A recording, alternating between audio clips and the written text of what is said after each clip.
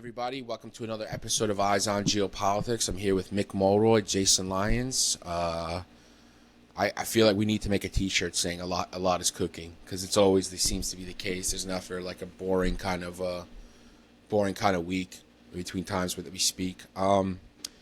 Most recent, obviously, everyone's very much aware of the incredible, unprecedented attack Ukraine put on Russian military bases that trashed at least 20 plus of their bombers, AWACS, I think one cargo plane. I want to talk a little bit about that just because of the reaction that came out of Moscow and Putin's particularly, where this was an egregious terrorist attack, which is mind-boggling. Putin and Russia regularly bomb civilian areas in Ukraine, the country they invaded. They don't really miss an opportunity to kill citizens and civilians, people that are non-combatants. I want to talk a little bit about that, just the absolute gaslight nonsense that comes out of the Kremlin, where they play the victim. It's incredible. It's probably what it's like being in an abusive relationship, where it's just you're living in a la-la land. You're living in an absolute fantasy world with the person you're dealing with. So I don't know. I have no question here, nothing, Mick. Go ahead. You take the lead. You're the professional here. Well, first of all, greetings from Nairobi, Kenya, the birthplace of Homo sapiens, and Tusker. So anybody that's ever spent time in Nairobi knows Tusker. It's a great beer. So two good things come from, at least one good thing comes from Kenya. Humans, I guess we're still... Jury's still out on that. Yeah. Jury's still out on us.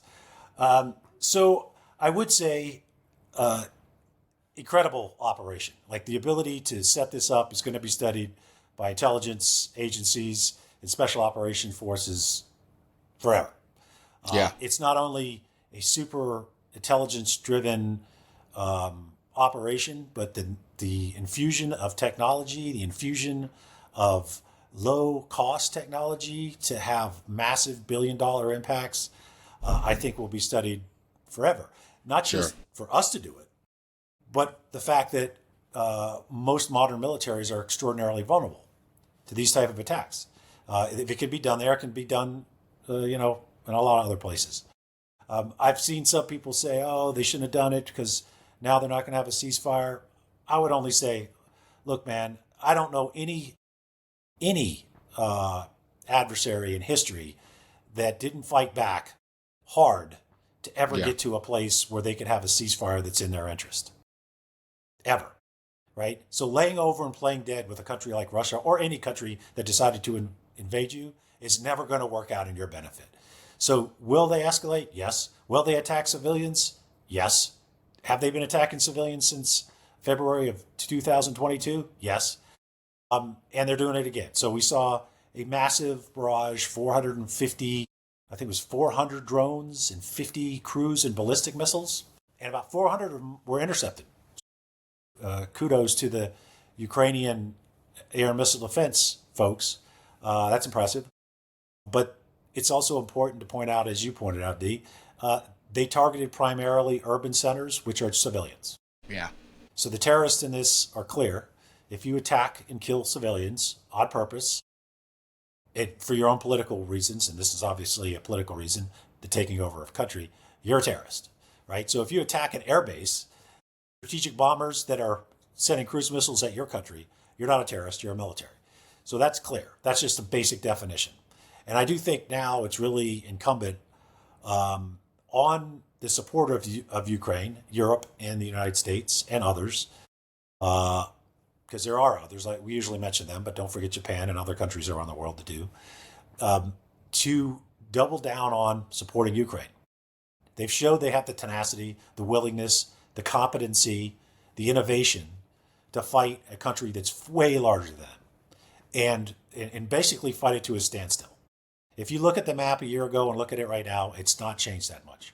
Russia's losing 1,200 casualties a day, upwards around, I've seen as high as 900 of them fatalities. So they are barely making any progress. If the U.S. and Europe and other countries were to double down on our security assistance, they could turn the tides here. And as we start cutting off economically Russia through secondary sanctions and anything else we can do, unfreezing their assets to give to Ukraine, that would, and I'm like a broken record on that because it's, quite frankly, I'll stop saying it when it starts happening. Yeah. But that needs to happen. And I think that would be the quickest way to end this, which, my concern, way more concerned about Ukraine, just to be blunt. But it's also good for Russia. I mean, they're going to lose an entire generation of men. I think they already did, right? They're 700, and I think the British, the UK intelligence puts it over 700,000 casualties and over 200,000 fatalities. Just to put that in perspective, we lost 58,000 fatalities in the Vietnam War, the entire Vietnam War. Yeah. So this is not only good for Ukraine, the West, democracy, the U.S. is standing in the world as a leader of the free nations. It's good for Russia, particularly the ones that are being used as complete fodder to try to take ground that essentially amounts to nothing. And nobody cares about them. They literally go out there with no training and no equipment, and they're just getting butchered. So if we collectively, we being the international community, want to end this, that's what needs to happen. The Ukrainians have showed they're willing to fight and fight as hard as it takes to win this thing. And D, going back to your statement as well, too, we need to think about who we're dealing with here. Putin is one of the masters of manipulation, so he knows the key words to use. He knows it's not terrorism, but he also knows that using those words will look good on the international stage to his sympathizers and to most or some of his people. I mean, it's been used on and off over the years, since the 70s, when terrorism really became prevalent. But definitely after 9/11, like almost every autocratic leader has used that word to further their own agenda or to make an excuse for something that's happened within their own borders or something that they have done. Oh, we attacked Ukraine because we're fighting terrorism or some shit like that. So, yeah, it's all about optics. They're never going to admit that they just got caught with their pants down. True. So this is a long way from over. The other part I'd throw in is it looks like the Russians are potentially preparing for a major attack on Kharkiv and Sumy. Some analysts that I talked to think it's more of a feint, and they're going to focus more on Donbass. But I guess for people's general idea is they realize that they're not making the gains that they want. They're going to throw upwards around 125,000 more troops at this, which I'm sure will include North Koreans and potentially even Chinese, at Ukraine. So we're going to see this intensify. We're going to see more civilians get killed and potentially see some more territory get taken. So we need to be prepared, I think, not only to maintain our logistical supply line, but increase it, because that is one of the biggest challenges right now. The modern battlefield, especially the modern battlefield of Ukraine, is keeping up with the logistics supply. 155 artillery rounds, for example. We've proven that we in the West just don't have the manufacturing capacity to keep up with the munition requirements in a peer-on-peer type conflict, a modern conventional conflict. It's something that we have to address. We keep going down the same roads of buying these really, really expensive weapon systems. And we talk about aircraft carriers, but there's more than just the aircraft carrier to talk about, where we really need to start looking at how this war is playing out. And it is like modernity to the max, these crazy, inexpensive drones, but it's also a version of old school World War I tactics and trench warfare. Yeah. And trying to keep up with artillery rounds. It's both. And we should be studying, I'm sure we are, but we should be studying this left, right, and center, and all the special operations forces, intel special operations, military special operations. I hope we're sucking in all this information and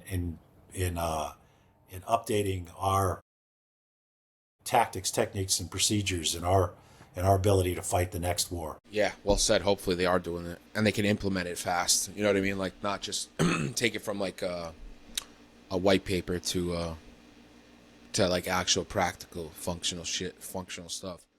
Hey guys, it's Jack. I want to tell you guys about the sponsor for today's show. It's Mando. Mando makes a whole series of male grooming products. They are unique in that they are a deodorant that you can use all over your body, on armpits if you like, but also wherever else you may deem necessary.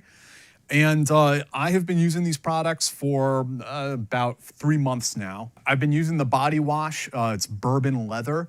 I've been using their bar of soap, which I really enjoyed, and also their deodorant. And so I exercise a lot and get very sweaty, so I need a deodorant that's gonna do the job, and Mando has come through for me. You know, the body wash was great. I actually used all of that, need to reorder some more.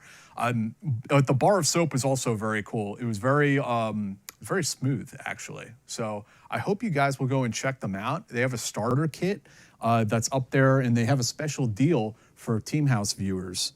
So the starter pack is perfect for new customers. It comes with a solid stick deodorant, cream tube deodorant, 2 free products of your choice, like mini body wash and deodorant wipes, and free shipping. As a special offer for listeners, new customers get $5 off a starter pack with our exclusive code. That equates to over 40% off your starter pack. Use code TEAMHOUSE at shopmando.com. That's shopmando.com. Please support our show and tell them we sent you. Smell fresher, stay drier, and boost your confidence from head to toe with Mando. Moving on, it's interesting.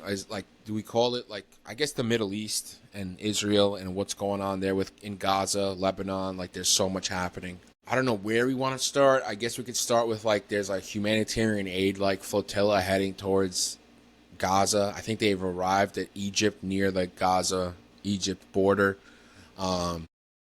Hopefully, I don't know what's going to happen. Are they going to be allowed in? Mick, I'm sure you have more of a handle on what goes on there and how, the Israelis IDF takes their security. I don't know if they're just going to allow a big ass boat to come in with Twinkies and whatever, and food and supplies and stuff to just roll in. Probably not. So this is not the first. I was reading somewhere, it's 30, it's going back to 2008. They're calling it a flotilla, although I think this is only one vessel. Yeah. But have tried to get in there. Only 5 were successful. And I think in 2010, there was a confrontation with the Israeli Navy, and that results in the death of 9 activists. So hopefully that doesn't happen. The criticism is it's a publicity stunt. Right. You could say that, and you could also say that a lot of protests against what they believe to be human rights violations could be viewed as protests, right? Or publicity stunts, right? Right. The civil rights marches, the sit-ins, and I mean, we'd never call them that. So I'm trying to be fair. I don't really have a position on it, but I'm just saying that some people's propaganda stunts is other person's genuine activism. So those people believe that humanitarian aid should be getting into Gaza. That I certainly can't agree with. Yeah, I don't think. Right. Yeah, this is more symbolic. I mean, sure, it's one ship. It's not going to include that much food. But I think the point is to get attention. I'll speak for those folks, obviously. But it's not just food. It's clean water. It's medicine. It's hygiene stuff. It's all sorts of stuff that needs to be going in. It's not. This could be an ugly confrontation. I think I saw that they will arrive on Monday. We'll see. Hopefully it doesn't end up with any violence. And I doubt they're going to let them. There's a naval blockade for all of Israel. So they'll probably intercept it, and they might detain the people and impound the ship. But I think from their perspective, they're trying to get the attention on the issue. But let's just hope nobody gets hurt. Rightfully deserves, yeah. In my opinion, you know what I mean? Feeding people and giving them medicine. I'm game. I'm in. Sign me up. And wasn't it a month, 2 months ago, maybe more than that, that another ship that tried to get through was hit by a drone allegedly an Israeli drone.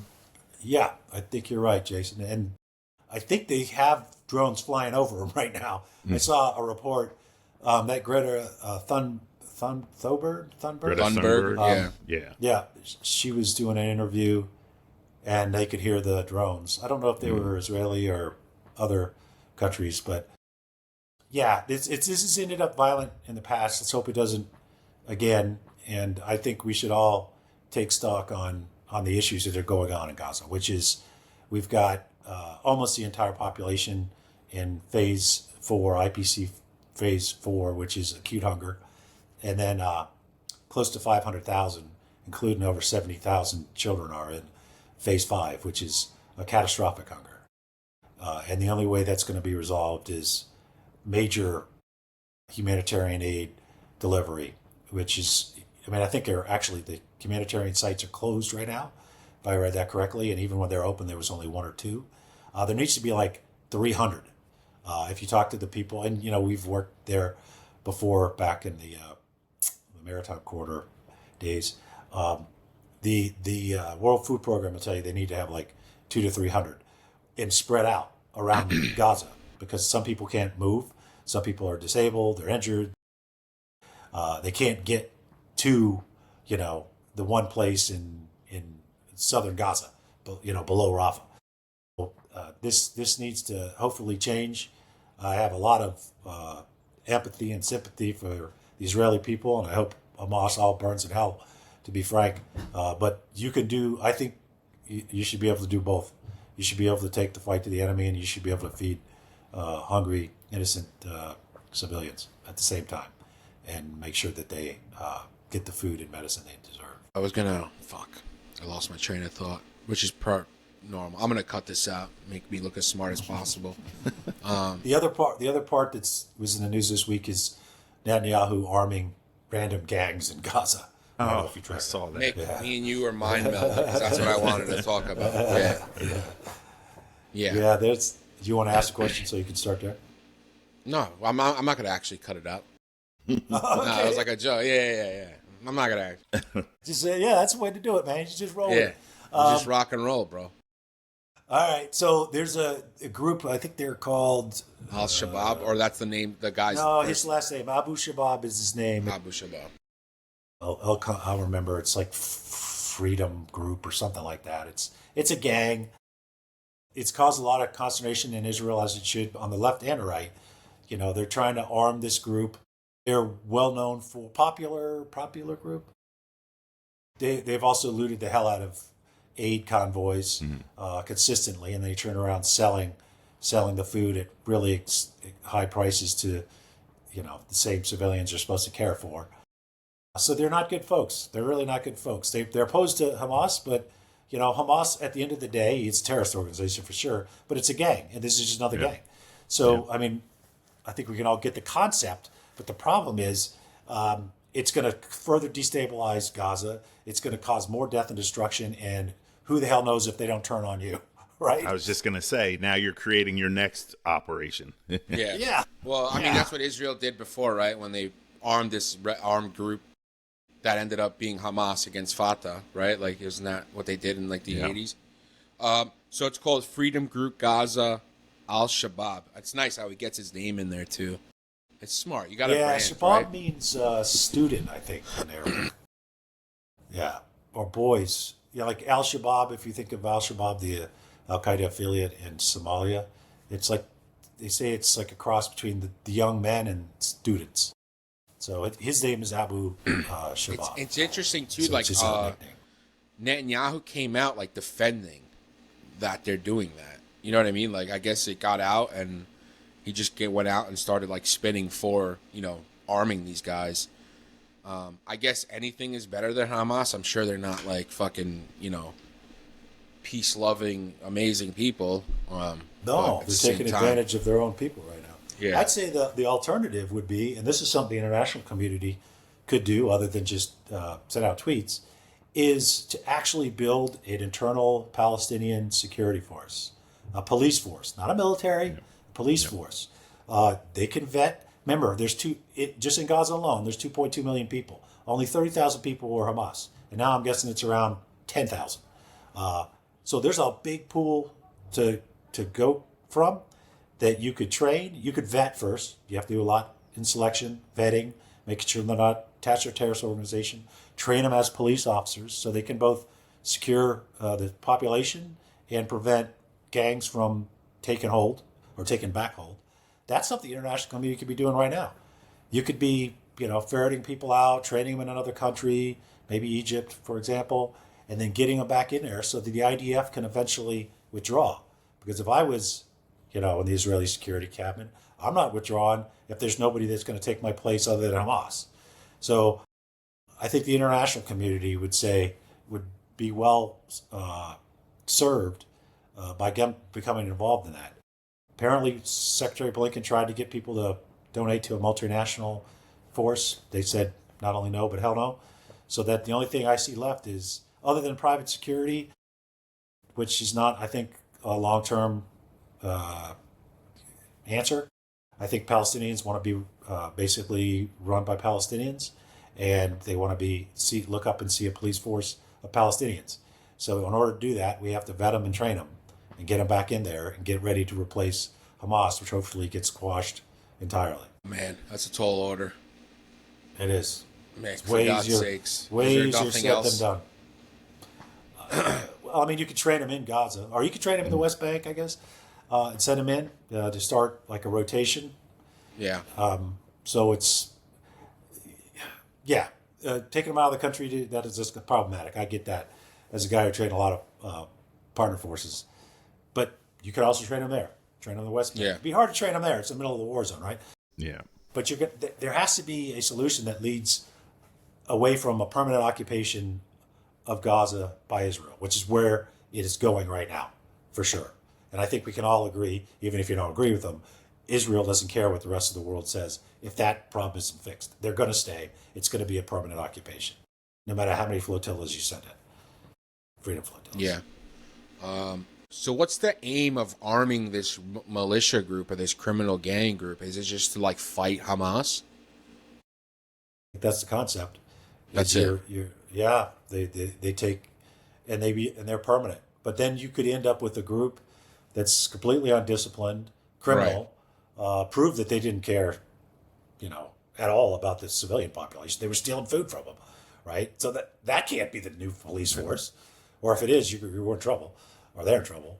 So I think, again, it's easier said than done. But if we don't actually start focusing on that, I don't see an end in this. Even if we get the humanitarian aid turned back on, which should happen, there is no place to live in Gaza. There is almost no functioning infrastructure. The water is completely contaminated, and it doesn't come out of the taps. There's no power. There's no place. There's no way to grow your own food or raise your own livestock. It's just completely decimated. So there has to be security. They have to quash Hamas, security, and then there's going to be a $50-60 billion international effort to reconstruct Gaza. And that's at a time when, humanitarian aid, developmental aid has been cut around the world. So it's challenging. Right.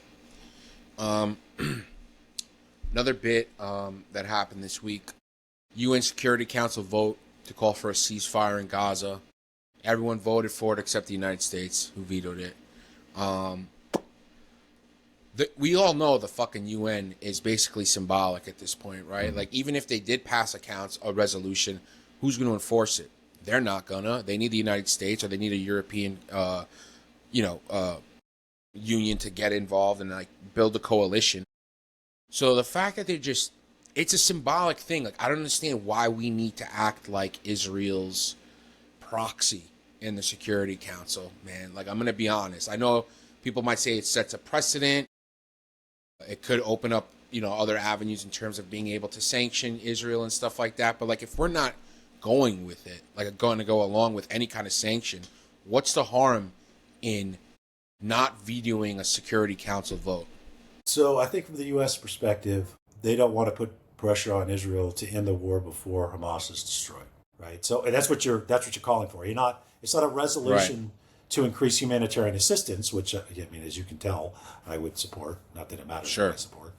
But it's to stop the war, right? So to stop fighting completely, entirely. Hamas is still in existence, right? So that's, I think, what the perspective is in the United States right now, is that we don't want to put Israel in a position where they have to stop fighting before they believe they've successfully degraded Hamas to a point where they're not a threat. Perhaps they will come back and say we need to have a resolution to allow adequate amounts of humanitarian assistance into Gaza, and then I would hope the U.S. would support that. Sure. But to your point, Dee, I mean, I think we're going to talk a little bit about Lebanon. One of the reasons that Israel wants to go into southern Lebanon and push Hezbollah to the Litani River, one, is because they keep attacking northern Israel. But two, it's a UN resolution that they're not supposed to be south of the Litani River, right? And that was passed many years ago. So it is symbolic in the sense that, nobody's going to actually go enforce it. But it does give clout, I think at least political clout to their argument. But ultimately, it doesn't make things actually happen if the countries that support it aren't willing to militarily back it. Jay, you got anything? No, I mean... All right, so I got something. So the whole idea of destroying Hamas or decimating it to a place where it's no longer functional feels like that's a bit of a pipe dream. Because, even if, they'll just fucking rebrand. You're not... I know if I'm trying to see it if I was in Gaza right now. I'm a young kid, 16, 17 years old. I see my friends dying, people dying. I'm going to be pretty pissed at Israel, man. Not going to lie. Which is likely going to make me join an extremist organization against Israel. Right? You guys have been doing it. You've done it, right? You've done coin. You've done buy with and through, try to figure it out, or they don't even do coin, but you've been there where it's the things that we do or the things that Israel is doing in Gaza will not, I think, make them a pacified population. I feel like it'll, at least a small subset of the males there at least will be extremists who are ready to fight forever, generation after generation after generation. So I think I think Israel really needs to ease off we have to destroy, because if they pulled out right now, right, and let's say Hamas reorganized and they still had 15,000 or so people, soldiers and infrastructure, Israel won. I mean, the place is fucking destroyed. It's destroyed. I don't know what winning looks like, but it's a disaster there. What's the difference if the name is Hamas or the name is whatever, Al-Shabaab's freedom group? You know what I mean? What's the difference? Yep. No, good point. Good point. I mean, the one thing about coin, and you're right, they don't even have a manual for countering insurgency, is you got to be careful that your military actions don't just make a bigger problem, right? You go heavy-handed in, you kill people that shouldn't be killed, and you might have killed 4 militants, terrorists, whatever you want to call them, and you just created 40, right? Because of how heavy-handed you were. That's something we learned for sure. So it's not that we're perfect. It's just lessons we've learned. And it's almost impossible to defeat a philosophy. So I think if you're talking to military, the weapons, the tunnels, their arsenals of missiles, you can quantify that. And you can bring it down to a level that would make it very difficult for them to be able to launch an attack on Israel, which is never going to be, I don't think, unprepared again. But they're going to regenerate fighters because everything you just said, Dee. So I think the long-term way to change that is economics. Basically, poverty and a belief that there is nothing for you in life is what drives basically young men to join groups like this. And we all know that's true. And they're the most, when I first joined, one of the older paramilitary guys told me, the most dangerous animal in the world is a young man with no job and an AK-47. Or I guess in our case, an M4, right? Or M16. But you get the point, right? So it's going to, and again, it's way easier said than done. So I'm not, I don't think I'm saying anything that's a revelation to anybody. But it has to be a combination of that. It has to be a combination of defeating them militarily to the point where they're not the biggest threat that they were before, and then changing the perspective of the people that live there and give them a future. Ultimately, young men all over the world, they want to get a family, they want to get married, they want to have children, they want to provide for their children, they want to protect their family, they want to protect their friends' families. You got to give them that, I think, and that's going to be, and we can't look to Israel to do all this stuff. Right. It has to be the international community, and it's tough, right? Because we have collectively decided to spend less money on crisis areas like this around the world, and at the same time, we're talking about a $50 billion program to rebuild Gaza, which I think should happen, but this is taxing to the rest of the world. So it has to be, I think, both military effort followed by a substantial aid and developmental effort that changes the perspective of all people in Gaza. But we all know that the terrorists are young men, essentially, and we got to change their. Yeah, I agree. I think that this needs to be a multi-dimensional approach to take Hamas's narrative away from them. Like, why can't Israel and the world state, the world powers, why can't we say yes, or why can't they say yes, we're going after Hamas and we're going to go after Hamas, but we're also going to allow aid into the country, not shoot at those aid convoys and not kill first responders, and at the same time build that police force that you just talked about, because now you're taking all of the words, you're taking everything, the narrative away from Hamas. And if they, instead of focusing on bombs and bullets, and that's all the world sees that Israel is doing, and some of those land, and most of those land on civilians, say, look, we're doing all of these multi-pronged approaches, and now Hamas has nothing to use for their propaganda. That's right. So we solved it all. We just need $50 billion. Yeah, that's all. We're gonna have a GoFundMe at the bottom. Yeah. All right.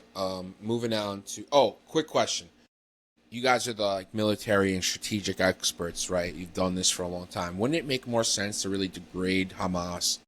Is if you were to back out, have them kind of reconstitute, form up, get on communications, like map out what they're about, what their structure looks like now, and systematically take them out that way, which we obviously know Israel's very good at, rather than 50,000 or however many troops down in Gaza bulldozing buildings and trying to get into tunnels.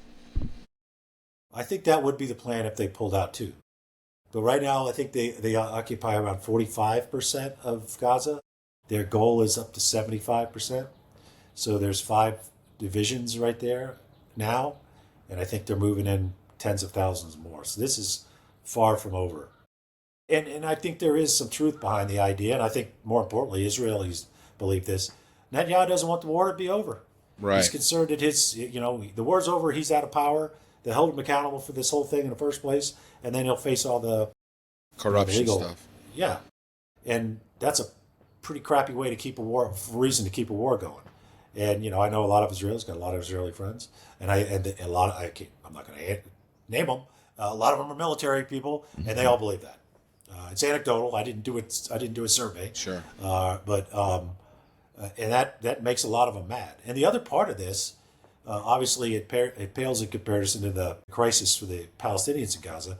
But Israelis are tired of this. I'm talking reservists have been called up 3 or 4 times. They put their entire life on hold. They can't even get out of college, and they should have been out 5 years ago. I mean, it's really not 5 years ago, but you talk to them and it's and then most of the fervent, far right people, they don't even serve, So you talk to the IDF and they're middle of the road people, Right. And they're like, what, I'm not making light of it, but it's a big challenge in Israel. That's why there's this whole thing of making, the ultra Orthodox serve in the military, which are exempt.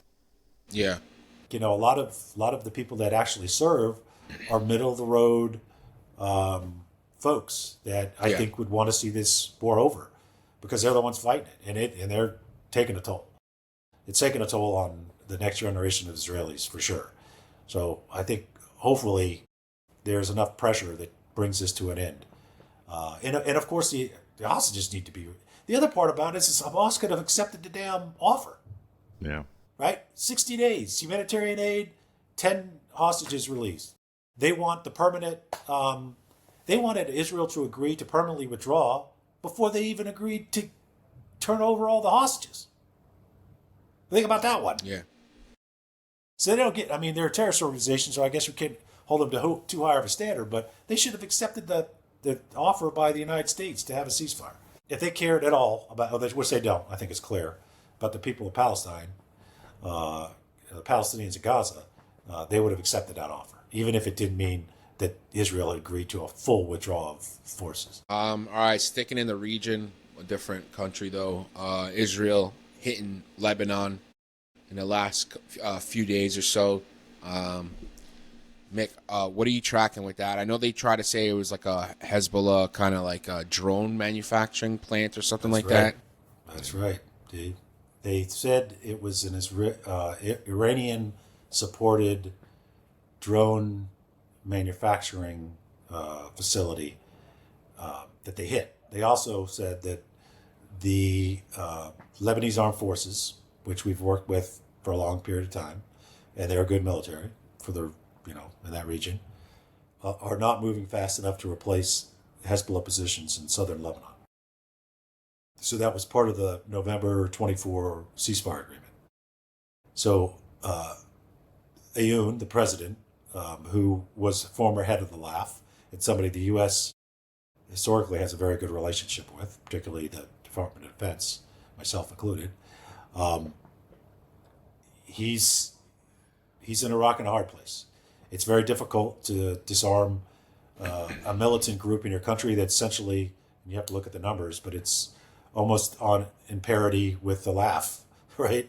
It's not just some fringe, militant group.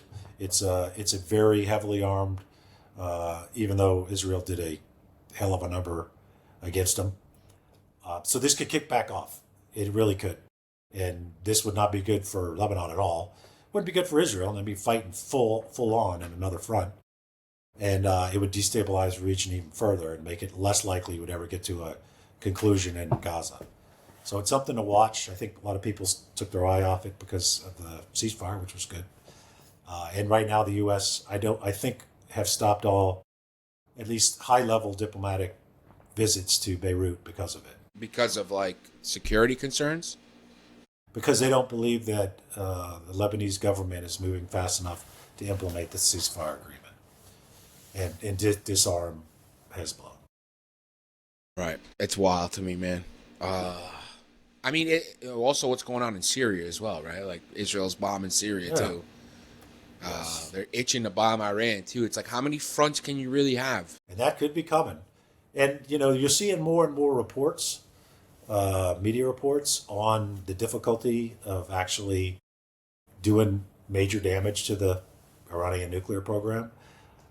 It's important to point out. I mean, I think some people think it's just like pull the trigger and it's all over. And it's gone. Poof. Yeah. Yeah, it's a very difficult military challenge. If that was the case, it would have happened already. It would have been done already, right? Yeah. Like, and now you're seeing reports, like most people are familiar with like Isfahan and Natanz. I used to know all of these, but those are the for the folks out there. That's the Iranian nuclear facilities. That's right. Like the that's towns. Right. Fordow. It's another one. You hear these names, and then there's a new list of names that just came out in the media that that they've been building that we didn't know about apparently. So it's not only hitting the right ones; it's hitting all of them. It's being effective. I think some of them are up to 800 meters under the ground. Fordow, I think, is one of the most fortified. But again, like I said in other episodes, I'm for the military option if it's the last option. But people just have to realize it's not going to be a one and done. And I don't think Israel can really do it effectively without the U.S. It requires those massive ordnance penetrators, the GBU like 57 Alphas and Bravos, and I think we're the only ones to have them, and I think we're the only ones that have aircraft that can. And even those might only set them back 3 to 6 months. Yeah. Yeah. So it's like. I don't think I'm telling any secrets here, but those are giant, huge, slow-moving planes, which means we have to take out a lot of air defense to use those things. So we're talking a lot of death and destruction on the ground just to be able to bomb these facilities. So it's a big decision. It's not as easy as some even senators seem to think it is. Like, oh hell, let's just blow them up and we'll be done with this. Oh yeah, I mean, you need to go get a brief in the Pentagon. I think senators just want that sound bite. You know what I mean? Like, that's all they give a shit about. God bless them. They just want that sound bite. And, like, look how tough I am on Iran, and there's really nothing there's nothing behind that. It's a mile wide and an inch deep. There's nothing. And once you get a little bit inside of it, there's nothing there. So hopefully they can come up with an agreement. But there's going to be a lot of pressure because it's starting to look like the 2015 JCPOA, where they're allowed to enrich uranium to a low level. And people are going to be like, well, what the hell did you get out of it for then? Like, what was this whole, from 2018 to 2025, what's the whole thing about? Right? And so they have to make political. It's what it was about. Yeah. And it's politically, they're going to have to show it's different, or they're just going to get a lot of criticism. I don't think Trump cares. He might not. And frankly, I think Trump's bulletproof enough where he can get a very similar agreement, if not a carbon copy, and we'll play it off as a win. And his followers we did it, you know? So he's got kind of that cover in terms of, like, maybe people in Washington will be like chirping and stuff like that, and the Iran hawks will be upset. Like the ultra Iran hawks, not like you, Mick. You're not. I wouldn't put you right there. Yeah, you're not. No, I think you might be right. Part of it's a sales. I mean, I don't do the political salesman stuff, but it exists, and if he can sell it as a better agreement, and he got a win. I mean, ultimately, I think we should all hope for a diplomatic solution, not a military. Yeah, for sure. I wouldn't take it off the table, but it could escalate in ways that people don't understand, I don't think. Right. And it's not in our best interest. Mick, I got a question for you. What are your thoughts on, like, us pulling out of Syria a lot of our bases and stuff like that, like retracting our force on the ground there? So, this debate has been going on since I was in when Secretary Mattis left.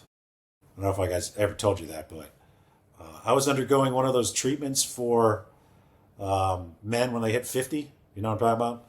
Mm-hmm. They check your under regions, and I came out of that because back then they used to put you under, and the doc was like, "I got bad news for you."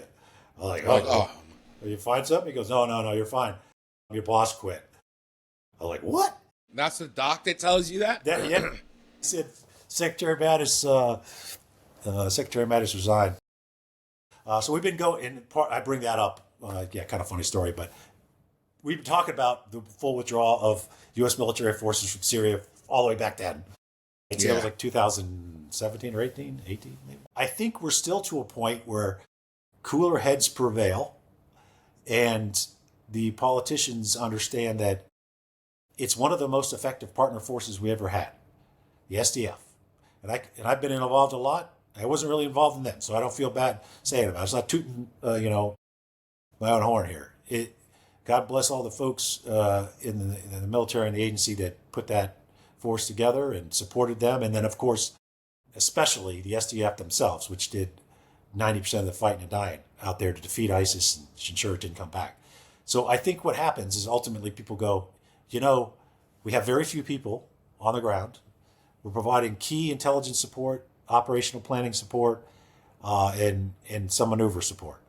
And we are able to do all these things that we would normally have to send in multiple divisions of Marines and Rangers, right? And JSOC and such. Or soldiers, I should say. Yeah. And I think people understand that eventually, and that's why we never leave. We haven't left. Even now they're talking about it, and then they said, let's pare down a little bit, not a lot. And now there's actually some discussion with the new Syrian government for them to agree to keep U.S. forces in Syria. So that's a switch. So there'll be like a status of forces agreement or some version of it where U.S. forces can stay there.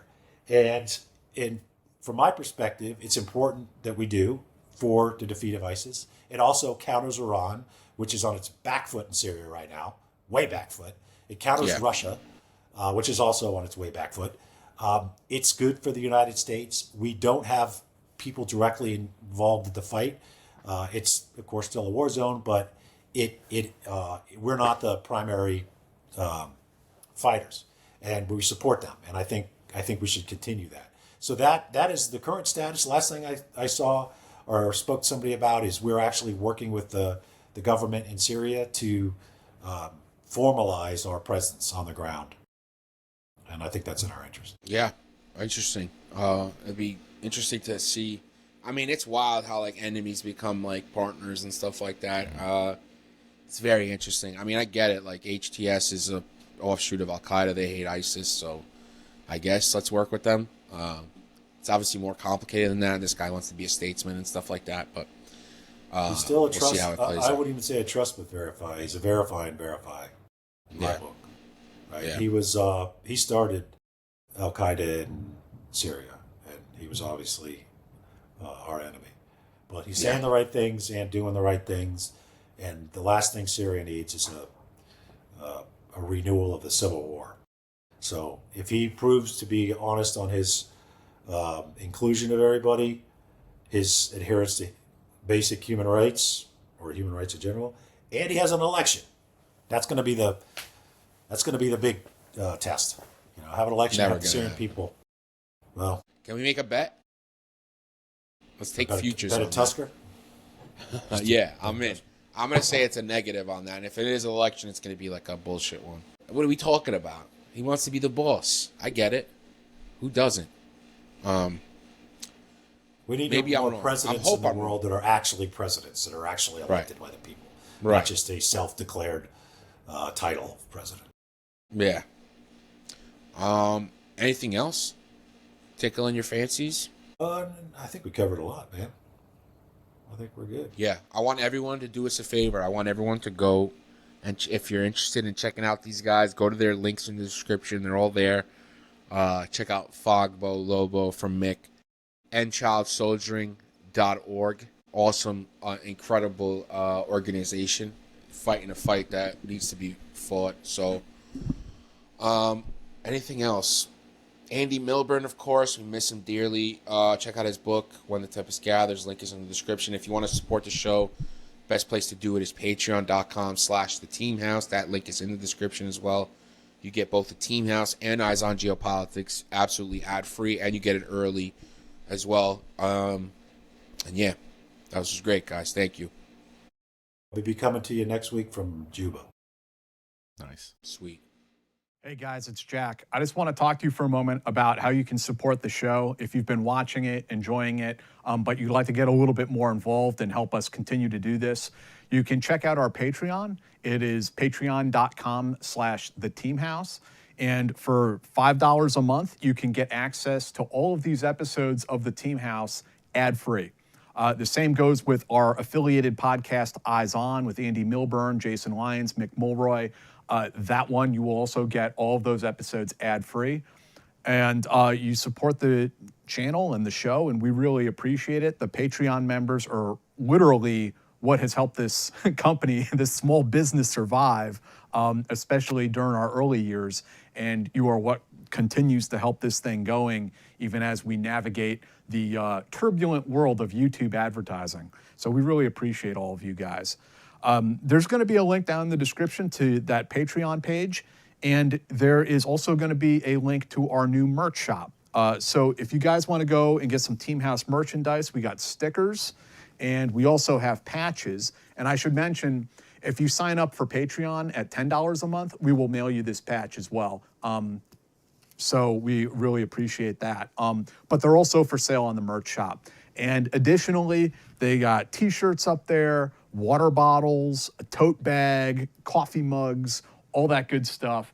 So please go and check them out and support the show. We really appreciate it, guys. Thank you.